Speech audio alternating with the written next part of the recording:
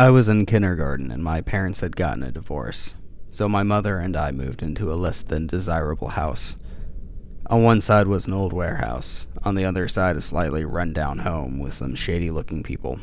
I was told to stay away from that house, and for a good reason as it turns out. We came home on more than one occasion and found the attic door, which was located in my mother's closet, down. In addition to this, occasionally things would be slightly rearranged. Of course, my mother was disturbed, but at this point in our lives, there was very little in the way of living options. Being that my bedroom faced the warehouse, it was lighted outside. My mother's room lacked the luxury of streetlights. I kept hearing strange noises outside my window, so after a few nights of refusing to sleep in my own room, my mother decided to sit in a chair in front of my window in the bedroom. One night, while looking out, coffee in hand, she heard the same noises I had heard. To her horror, it was one of the neighbors next door. When he saw her watching back at him, he took off after giving her a creepy smile. That very same night, he had stabbed and mutilated a woman in a laundromat just half a block from our home. Needless to say, we were out of that house the very next night. Thankfully, he's still in prison, and will be for the rest of his life. Before I start, here's a bit of context to my story. My husband and I lived in a small 2-floor house with 2 main entrances, one along the front and the other on the side of the house, which opens up into the laundry room. When we're too busy or it's too late to walk our dog, we hook his collar onto a long line that's attached to one of the pipes on the corner of our house so he can use the bathroom. We used to do this from the door in our laundry room, but we noticed the large step from the door to the ground had been taking a toll on his hips. As a result, we started letting him out through the front door instead, since the porch is much closer to the ground. This particular night, I was home alone with my dog, and it was around midnight when I decided to let him outside one last time before going to bed.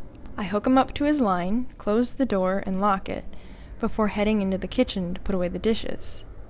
This was pretty routine. Even if he used the bathroom quickly, he liked to walk around along the front and side of the house for a few minutes before coming back inside. As I'm putting away the dishes, I hear a scratch on the door. How my dog signals he wants to come inside, so I head over to let him back in. Since I've watched way too many scary movies, I always look through the door's peephole before opening the door. Out of habit, I look to check that my dog is in front of the door. Instead, I see a man, staring very intently at the door handle. I freeze with my hand on the door handle. I don't know how much time went by, but then I heard another scratch, this one louder than the last. This kind of wakes me up from my initial shock, and I run to grab my cell phone. I call my husband to tell him what's happening. He was very confused. I probably wasn't explaining the situation very well, but he says he's heading home. This is when I realize my dog is still outside with this person. I head back to the front door, trying to make as little noise as possible, to check whether the stranger is still there. Just like before, he's standing there, head bowed, looking at the doorknob. I tiptoe over to the laundry room and slowly open the door as quietly as possible. I can't see my dog anywhere, and the side of my house is covered in gravel. I knew I couldn't step outside without making a lot of noise. With my heart still pounding in my chest, I go to the front door to keep my eye on the stranger and get a better look at him. I considered calling the police, but I didn't feel they would take me seriously, since all this man was doing was standing in front of my house. I tried taking a picture of him with my cell phone, but my camera was only able to take pictures of the peephole and not the images behind the glass. All of a sudden, the man looks up directly at me. I swear he knew I was there. He glares at me, then opens his mouth to show this taunting, malicious grin. He stood there that way for a few seconds. With that, he turns around and starts to walk down the street. I stay in the same place, almost expecting him to rush back and start pounding on the door. Luckily, my husband got back after a few minutes. Long story short, he convinced me to call the police, and we went out looking for our dog. It turns out that this man had cut the end of the line connected to the pipe, and our dog decided this was a good time for him to explore my neighbor's backyard, which was where we found him. It's been 3 years since this happened. We've since moved to a new house for unrelated reasons, and the police weren't able to come up with any suspects.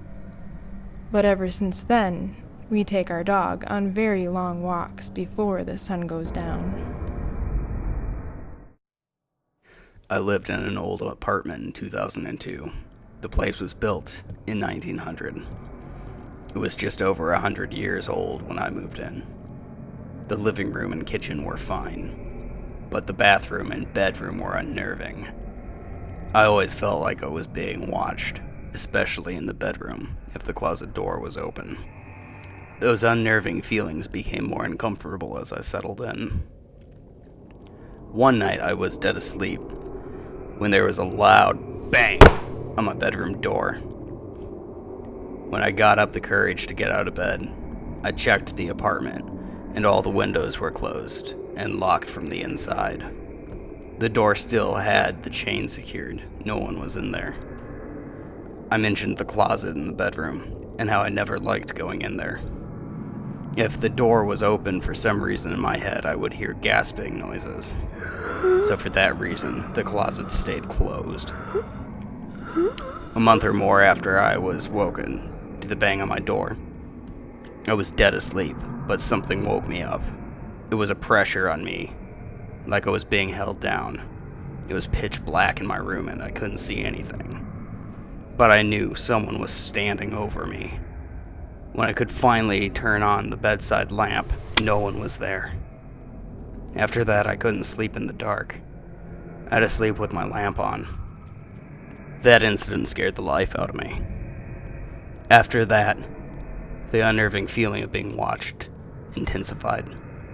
Friends would come over and comment about being uncomfortable in the bathroom, like they too were being watched.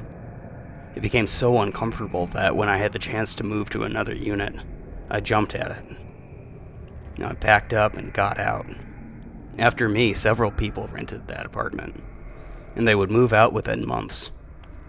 I became friendly with the building manager, and I told him I felt like the place was haunted. He laughed it off. Years after, they were renovating the place. Building manager was doing some painting in there. The building owner was there too. I went, checked out the apartment. It looked nicer. It didn't feel as creepy. I got to talking with the building owner, and through the course of conversation, he just throws it out that the former tenant committed suicide in the closet by hanging themselves. He also mentioned the original designer of the building was in that apartment and died in there. I wasn't mad when I heard that, but I felt validated that my experience was real. I have had only one instance of sleep paralysis when I was initially falling asleep. Last night, however, I brought home a date to stay the night. After being asleep, I awoke at around 3 a.m. I couldn't breathe, and I opened my eyes to what I saw was his wrist under my jaw, and I swear I could feel his hand around my neck. He was awake. He pulled away and turned over. I turned over and grabbed my bedside knife, not knowing if this really just happened. I waited with the knife tucked by my side. I asked if he was okay, and he said yes. He couldn't sleep because he had a headache, and he pulled away. He sounded angry and then muttered something. I don't know what. The following morning, I asked what had happened last night, and he told me he couldn't sleep from the headache and a sunburn from earlier. He was, in fact, awake. Did this man choke me in my sleep, or was this sleep paralysis? I asked him if he choked me, and he had a slight grin and said no.